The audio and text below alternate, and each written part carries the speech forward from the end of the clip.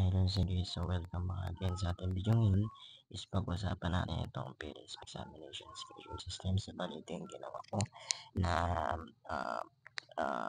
examination schedule system wherein meron siyang mga different types of features. So in each drop down, so each click ng down guys is merong palabas na spinning circle. So yan, papausin. So login lang tayo sa ating system.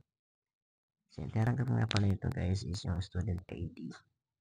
Ayan, so depende kung saan nakastore sa JavaScript. Yan, ito yung sinasabi ko sa inyo. Halimbawa, mag-search tayo ng from first year to second year. Ayan, may dyan, loading circle. And then from first sem to second sem. And then magpa-pop up yung data dyan.